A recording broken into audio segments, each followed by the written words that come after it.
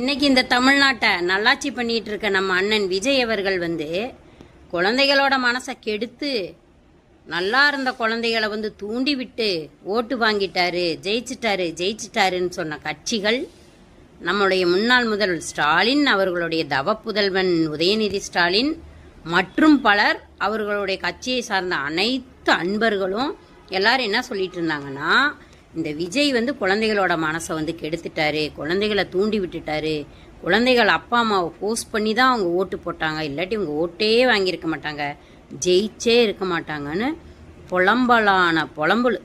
இலவு வீட்டில் கூட ஒரே ஒரு நாள் தான் அழுவான், தூக்கிட்டு போனதை அடுத்தது இலையை போட்டு சாப்பிட்டுட்டு துக்கத்தை முடித்து நல்லா கொரட்டை விட்டு தூங்குவானுங்க. ஆனால் இந்த கட்சியில் தினம் இலவு வீடு தான், தினம் அழுகாட்சி தான். கல்யாண வீடுனாலும் இலவு ஒப்பாரி சத்தம் கேட்குது, காது குத்து வீடுனாலும் ஒப்பாரி சத்தம் கேட்குது, ஸ்டேஜ் எல்லா ஊர்களையும் ஸ்டேஜ் போட்டு அவன் ஏதோ சந்தோஷமாக அன்னைக்கு தான் ஊர்லேருந்து பொண்டாட்டி கூட சந்தோஷமாக இருப்பான். அந்த நேரத்தில் இவனுக்கு போய் ஸ்டேஜை போட்டு மைக்கை போட்டு இலவு வீடு மாதிரி ஓன்னு அழுகிறானுங்க. அந்த மாதிரி ஓடிட்டுருக்கு.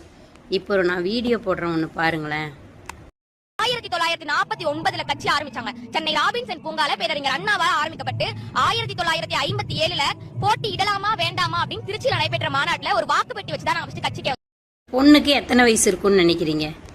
இது ஒரு சின்ன பாப்பா தான், ஒரு 15 வயசு இருக்குங்களா. ஆனால் அது சொல்றது என்னன்னா, 1949 நாங்கள் கட்சி ஆரம்பிச்சிட்டோம், ஓட்டு பெட்டிகளை வச்சு அதில் வாக்கு சேகரித்து தான் நாங்கள் கட்சியில் நிற்கலாமா, போட்டி இடலாமா வேணாமான்னு நாங்கள் முடிவு பண்ணணும் அப்படின்னு இந்த குழந்தை சொல்லுதுன்னா, ஒரு பேச்சு போட்டியில் ஏதோ ஒரு பள்ளியில் முதல் பரிசு பெற்ற குழந்தை, அந்த குழந்தைய ஜென்சி கிட் லைனில் இவங்க சேர்த்தி விட்டு இன்றைக்கி அந்த குழந்தை மைக்கில் நின்று பேசுறது பாருங்களேன், நல்லா படித்து பேசுகிற மாதிரி தான் இருக்குது.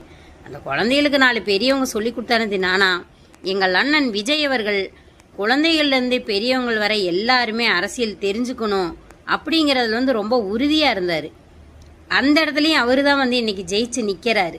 அண்ணன் விஜய் அவர்கள் நினைத்ததெல்லாம் நடக்கும், நடத்தியே காட்டுவார். குழந்தைகள் என்னைக்கும் அவருடைய செல்வங்கள், அதையும் காப்பாற்றி பிற்கால இளைஞர் எப்படி நம்ம அப்துல் கலாம் கனவு காணுங்கள், இளைஞர்களே நம்மளுடைய சொத்து அப்படின்னு சொல்லிட்டு போனாரோ, அதை கண்டிப்பாக அண்ணன் விஜய் அவர்கள் நிறைவேற்றுவார். அதில் எந்த ஒரு மாற்றமும் இல்லை அப்படிங்கிறத இங்கே நான் பதிவிடுறேன்.